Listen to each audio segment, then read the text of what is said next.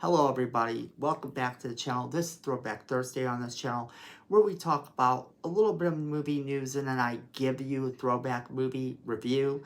But being that this is the last Thursday before St. Patrick's Day, I thought we would just talk about Leprechaun, which is our throwback movie of the week. So let's jump right into it.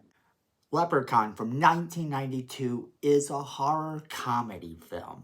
It was written and directed by Mark Jones and had Warwick Davis, who had previously played Wicket the Ewok, in the title role. Now, the film had some talent that was kind of noticeable if you watched a lot of 80s TV. That was the thing. This movie relied a lot on these talents that you may have seen on TV, but you didn't really see them anyplace else. Most notably, people are going to recognize Jennifer Aniston. However, Jennifer Aniston at this time wasn't a star at all. It wouldn't be until a few years later when she was in this little show you may have heard of called Friends that she became a household name.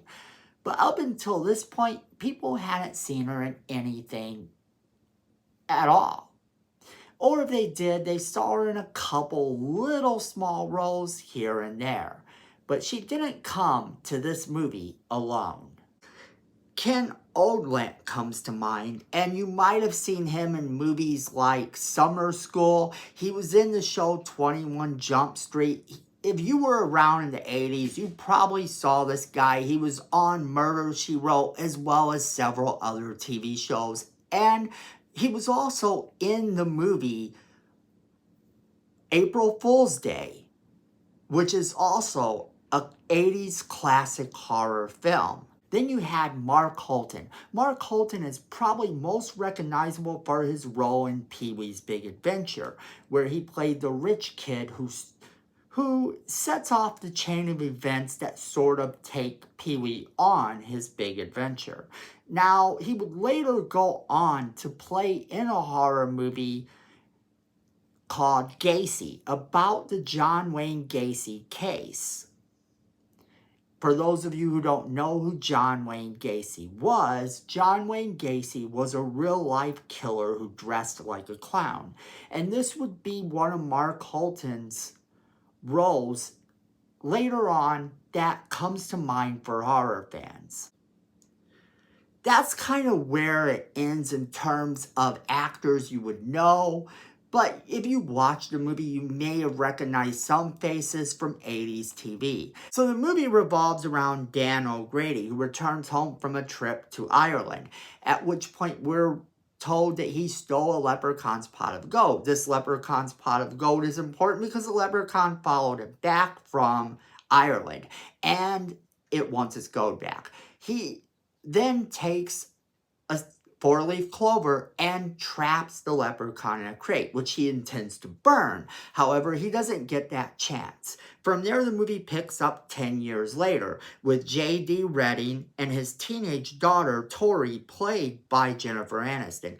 And Tori's a little bit of a spoiled brat that kind of, that whole teenage girl has to be a spoiled brat cliche, but then she doesn't want to be where she is, but then she sees the hot handyman or whatever it is. Well, in this case, that's true too. There's 3 contractors that are working on that house. They happen to be Ken Oldland, playing Nathan Murphy, who is working with his 10-year-old brother, Alex, and their friend, Ozzy, which Ozzy is played by Mark Holton. Now, things quickly escalate for them where they end up releasing the leprechaun. They end up taking its gold. They are now the possessors of the leprechaun's gold, which sets off the events in this movie.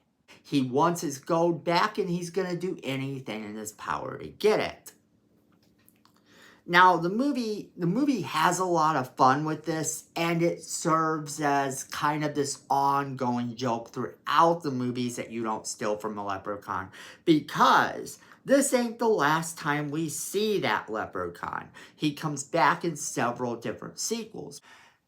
Now, of course, the first being this leprechaun film, he next shows up in 1994 in Leprechaun 2.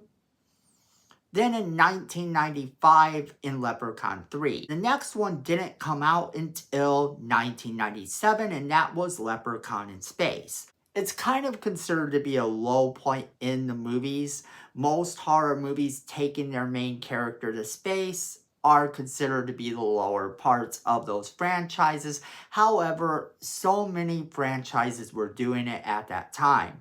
Then, of course, you had Leprechaun in the Hood in 2000.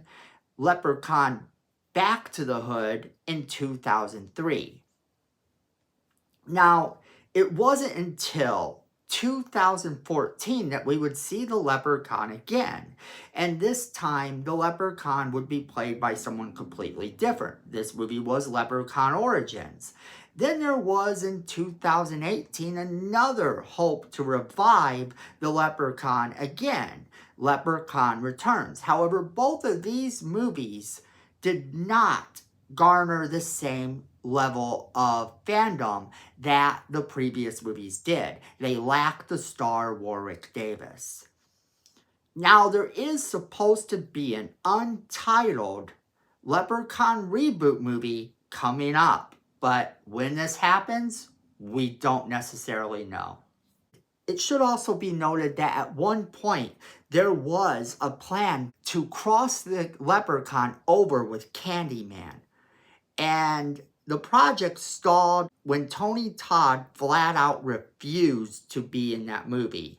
So there has been a lot of movement here, but a lot of the success of the Leprechaun is owed to the actor who originally played him, Warwick Davis. But this movie in itself, having that kind of comedy that Warwick Davis brings to the character, proved to be something that made this series a hit. In the early 90s, the Leprechaun became everywhere. He was an instant hit, spawning several sequels over a couple of years, even going so far as to have a reboot made, this reboot sequel that happened with former wrestler Hornswoggle, who Hornswoggle actually played a wrestler Leprechaun on WWE, but he was glad to take on the part. It aired on the Sci-Fi Channel. It wasn't the hit that this movie was. This movie was amazing, and it showed, simply because it didn't take itself seriously. I think of this as a case of the actor injecting a little bit of humor probably saved this movie from being the utter travesty that it could have been. The movie probably wouldn't have done nearly as well if not for Warwick Davis in the role. Case in point, Hornswoggle is a very talented person. The actor behind Hornswoggle the wrestler was Dylan Postal, and he did pretty good as a replacement for the character, but he never could fully replace Warwick Davis. And this wasn't going to be the last time they tried. The last time they tried to replace Warwick Davis was, in fact, in 2018. And in 2018, Lyndon Porco took over the role, and they tried this again with Leprechaun Returns. Now, it didn't do the same as this original one, and it's understandable that it didn't. After they had tried previously to replace Warwick Davis, it became obvious that only Warwick Davis could have played this role. And I think a lot of film fans would agree that Warwick Davis made the character of the Leprechaun the successful character that he was. The movies weren't amazing, and the plot wasn't that great to any of them either, but Warwick Davis sold every moment that he had on screen. Now, that being said, the movie is fairly good. The movie does a very nice job of setting up a lot of lore that we didn't know about leprechauns. it kind of made its own lore as it went along a little bit. Now, some of this is based in old Irish legends, but I'm not even sure how much it actually is. Some of this seems more Hollywood made up than anything else, but it really does work. And it creates a franchise that became one of the more watchable franchises around this year. So if you're interested in something that is a little bit on the crazy side, a little bit on the funny side, that does have some gore in it, Leprechaun might be the movie to watch this year on St. Patrick's Day. Now, funny enough, a lot of people don't know it, but Warwick Davis's Leprechaun actually has a name. Lubdan, the Leprechaun. And that's something that we don't even pay attention to when you're watching this movie, because we are so used to seeing the character do his thing in these movies. Nobody even really cared what the character's name was. That also can be a testament to the plot of the movie maybe being not that great, but it can be a testament also to the movie being the cult classic that it is. The name Leprechaun, with this movie associated with it, has become so engraved into the minds of horror fans everywhere that it makes it just one of these movies, if you haven't seen, you definitely need to check it out, because St. Patrick's Day is just a few days away. And if you have seen it, we want to know what you think. Make sure you leave us that comment in the comment box below, letting us know what you think. Make sure to share this video with all of your friends. They're going to want to be a part of the conversation as well. Don't forget to hit that like button. Don't forget to hit that subscribe button. Miko says we need more subscribers. You don't want to disappoint Miko, so go ahead and hit that subscribe button. Hit that notification bell while you're down there so you don't miss a single video we do.